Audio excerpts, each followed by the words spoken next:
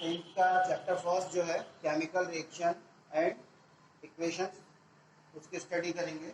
और उसमें जो पहला टॉपिक जो है केमिकल रिएक्शन।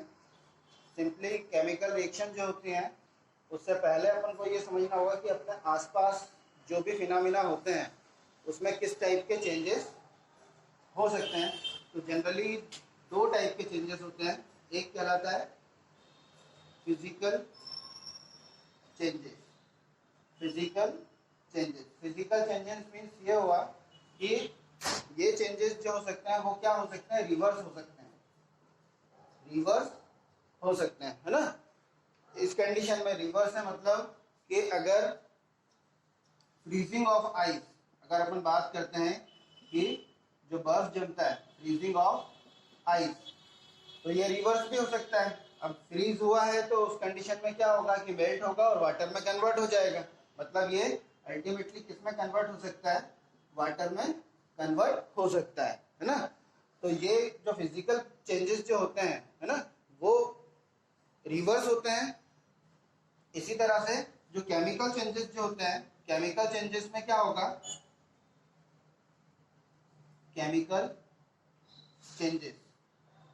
चेंजेस रिवर्स नहीं होते हैं। मतलब वो क्या होते हैं, इरिवर्सिबल। क्या होंगे वो, इरिवर्सिबल से मतलब कि अगर आपने यहाँ पर जो कर्ड होता है ना, मिल्क एग्जांपल लें, मिल्क कन्वर्टेड इनटू कर्ड। अगर वो एक बार दही में कन्वर्ट हो गया तो वापस आप उसको मिल्क में कन्वर्ट नहीं कर सकते हैं। तो ये जो हुआ एक तरह का क्या हुआ, केमिकल चेंजेस हुआ। और केमिकल चेंजेस हमेशा क्या होंगे, इरिवर्सिबल होंगे। तो जनरली यही दो चेंजेस जो होते हैं जो अपन केमिकल रिएक्शन में देखेंगे। तो इसी टाइप के दो चेंजेस के बारे में अपन इसमें बात करेंगे।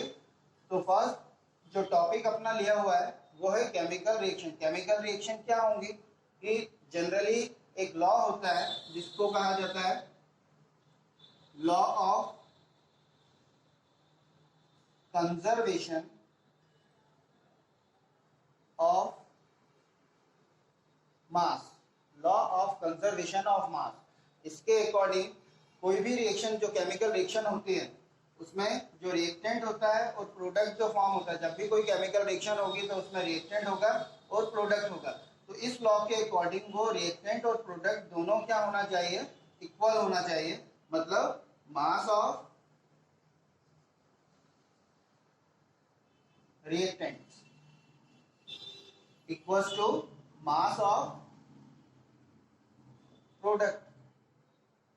तो कोई भी केमिकल रिएक्शन जो होगी उसमें मास ऑफ रिएक्टेंट हमेशा बराबर होगा किसके, मास ऑफ प्रोडक्ट्स के। मतलब जितने नंबर ऑफ मोल्स यहाँ पर लिए होंगे उतने ही नंबर ऑफ मोल्स यहाँ पे फॉर्म होते हैं। तो कोई भी केमिकल रिएक्शन में सबसे ज्यादा जो केमिकल रिएक्शन जो फॉलो होती हैं इस लॉ के अकॉर्डिंग वो फॉलो होती हैं। और अब यहाँ पर अपन डिफाइन कर रहे हैं कि केमिकल रिएक्शन क्या होती है ना। व्हाट इज केमिकल रिएक्शन, मतलब कोई भी रिएक्शन को आप इक्वेशन के अकॉर्डिंग जब उसको फॉलो करोगे तो वो क्या कहलाएगी, केमिकल रिएक्शन। मतलब जिसमें कि एक रिएक्टेंट या एक प्रोडक्ट जो रिएक्टेंट जो होगा वो किस में कन्वर्ट होगा, प्रोडक्ट में कन्वर्ट होगा। जैसा मैंने अभी आपको बताया, changes of a reactant is converted into product। तो ये एक तरह से सिंपली डिफाइन करा हुआ है पता है कि केमिकल रिएक्शन क्या होगा कि जिसमें रिएक्टेंट किसमें कन्वर्ट होगा, प्रोडक्ट में कन्वर्ट होगा। तो उस टाइप के प्रोसेस को अपन क्या कहेंगे, केमिकल रिएक्शन। अब जो केमिकल रिएक्शन होती है उसमें क्या होता है कि एक रिएक्टेंट होता है, जैसा यहाँ पर मैंने आपको बताया हुआ है कि इसमें रिएक्टेंट होगा और प्रोडक्ट होगा। अगर यहाँ पर एक एग्जांपल अपन लें, है ना, तो NaOH, इसको क्या कहा जाता है, सोडियम हाइड्रोक्साइड। इसको कहते हैं सोडियम हाइड्रोक्साइड, है ना, प्लस HCl। ये दो रिएक्टेंट आपने लिए हुआ, ये है हाइड्रोक्लोरिक एसिड, इसको कहा जाता है हाइड्रोक्लोरिक एसिड। अब जब ये रिएक्शन करेंगे आपस में, तो रिएक्शन होने के बाद जो कंपाउंड फॉर्म होगा वो क्या होगा, NaCl sodium chloride plus H2O। ठीक है, अब यहाँ पर जो मैंने आपको बताया, ये जो रिएक्टेंट है वो किस में कन्वर्ट हो रहा है, प्रोडक्ट में कन्वर्ट हो रहा है। और दूसरी कंडीशन क्या होगी कि जितने नंबर ऑफ रिएक्टेंट यहाँ पर आपने यूज करे हैं और जो प्रोडक्ट फॉर्म हुआ है, उतने ही नंबर ऑफ कंपाउंड या एटम्स इसमें प्रेजेंट होना चाहिए। तो उसको और क्लियर में बता देता हूँ यहाँ पर कि जैसे यहाँ पर सोडियम क्या लिया हुआ है, 1 लिया हुआ है, तो यहाँ पर सोडियम प्रोडक्ट साइड में भी क्या है, 1 है। ठीक है, ऑक्सीजन यहाँ पर 1 लिया हुआ है, 1 है, तो प्रोडक्ट साइड में भी 1 है। हाइड्रोजन यहाँ पर कितने हो गए, 1 1 2, और यहाँ पर हाइड्रोजन कितना है, 2। Cl जो लिया हुआ है यहाँ पर 1 है और यहाँ पर भी कितना है, 1 है। तो यही जो लॉ मैंने आपको बताया जिसमें reactant, mass of reactant equals to mass of product, कोई भी केमिकल रिएक्शन होगी तो उस लॉ को फॉलो करेगी और उसमें कोई भी रिएक्टेंट जब प्रोडक्ट में चेंज होगा तो दोनों के नंबर ऑफ मोल जो होंगे वो क्या होंगे, इक्वल होंगे। तो ये होती है केमिकल रिएक्शन। अब केमिकल रिएक्शन जो होगी उसके बाद क्या आता है, आइडेंटिफिकेशन ऑफ केमिकल रिएक्शन। कोई भी केमिकल रिएक्शन को किस तरह से अपन आइडेंटिफाई कर सकते हैं, तो उस कंडीशन में डिफरेंट चीजें होती हैं, यानी कि उनके जो ऑब्जर्वेशन होंगे वो भी अलग अलग होते हैं। इसको जो नेक्स्ट हेडिंग है अपनी वो होगी identification of chemical reaction, identification of chemical reaction, identification of chemical reaction. अब देखिए किस तरह से आप केमिकल रिएक्शन को आइडेंटिफाई कर सकते हैं।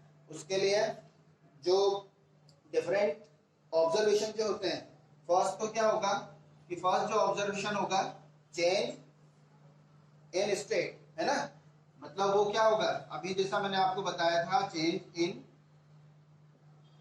स्टेट, तो उस कंडीशन में वो क्या कर सकता है कि केमिकल रिएक्शन हो रही है तो उस कंडीशन में वो अपनी स्टेट को क्या करेगा, चेंज कर सकता है ना। दूसरा जो ऑब्जर्वेशन होगा चेंज इन कलर, जब भी कोई केमिकल रिएक्शन हो रही है तो उसमें क्या हो सकता है, कलर में चेंज हो सकता है, change in colour.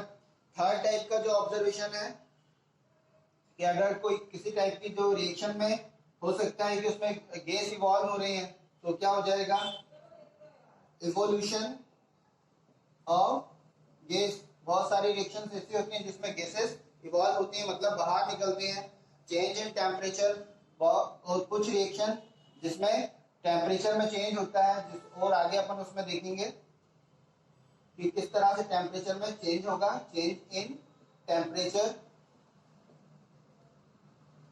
Change in temperature मतलब कोई रिएक्शन क्या होगी कि उसके लिए कंडीशन कूल वाली होती है, किसी के लिए हॉट वाली कंडीशन होती है। किसी रिएक्शन में जो हीट होती है वो बाहर निकलती है, किसी रिएक्शन में हीट एब्जॉर्ब होती है। तो इस टाइप की जो रिएक्शन होती है जनरली उनको, जिसमें हीट इवॉल्व हो रही है, उनको अपन कहते हैं, बाहर जो निकल रही है उसको कहते हैं एक्सोथर्मिक रिएक्शन, और जिसमें हीट एब्जॉर्ब होती है उसको कहा जाता है एंडोथर्मिक रिएक्शन। तो वो आगे जाके अपन देखेंगे, अभी फिलहाल अपन को ऑब्जर्वेशन में देखना है कि केमिकल रिएक्शन का जो आइडेंटिफिकेशन अपन किस तरह से कर सकते हैं, है ना। और लास्ट में एक और चीज आती है, formation of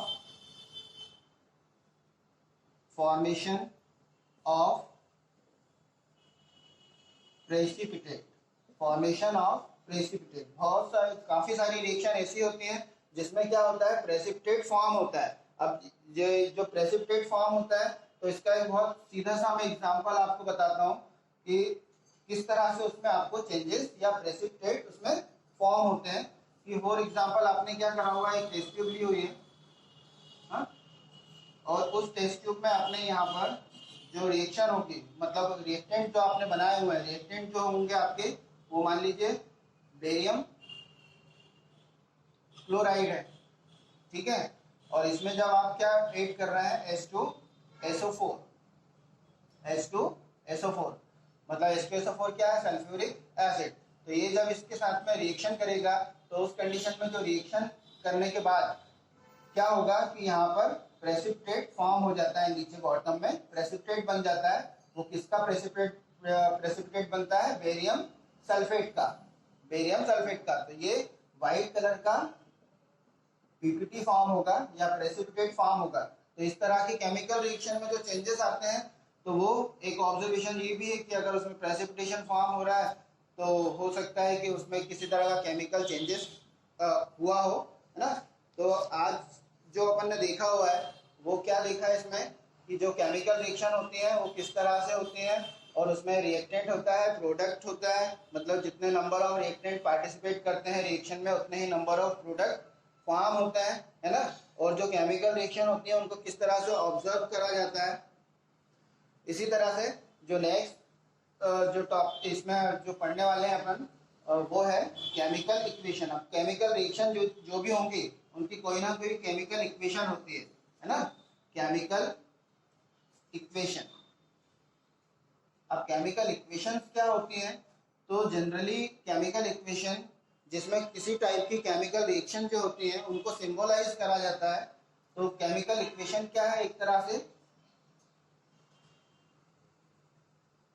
symbolic representation, symbolic representation, है ना।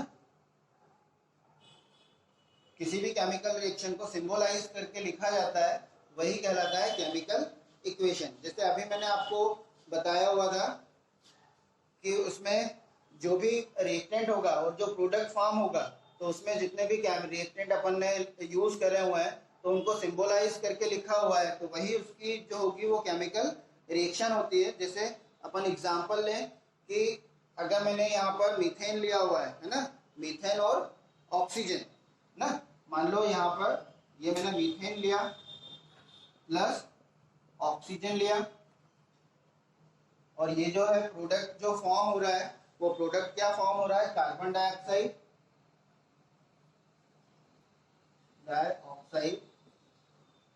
प्लस वाटर,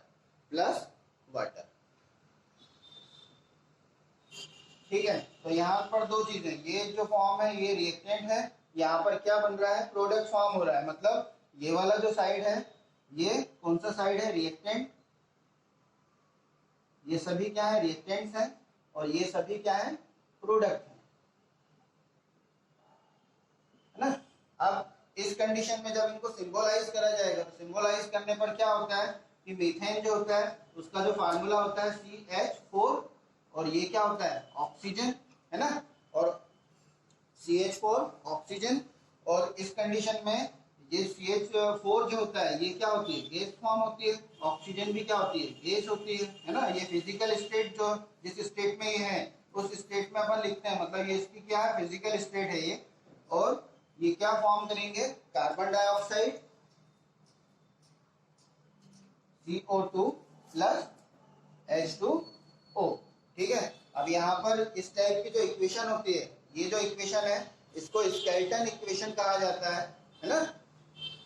क्योंकि क्यों कहा जाता है, क्योंकि यहाँ पर अभी रिएक्टेंट और प्रोडक्ट जो है इनको बैलेंस नहीं करा हुआ है। जब मतलब ये जो रिएक्शन है अभी according to law of conservation of mass नहीं है। जब इसको बैलेंस करा जाएगा और जिसमें रिएक्टेंट और प्रोडक्ट साइड जो होंगे वो दोनों क्या हो जाएंगे, इक्वल हो जाएंगे, तो उस कंडीशन में ये रिएक्शन बैलेंस होगी। तो रिएक्शन को बैलेंस करने के लिए आप क्या करोगे कि यहाँ पर ये 2 लगाएंगे, यहाँ 2 लिखेंगे और यहाँ पर भी 2 लिखेंगे। अब आप इसको देखेंगे तो ये रिएक्शन क्या है, बैलेंस रिएक्शन है। इसको आप देख लें, यहाँ पर ये जो कार्बन है, कार्बन क्या है, यहाँ पर 1 है, यहाँ पर भी कार्बन 1 है।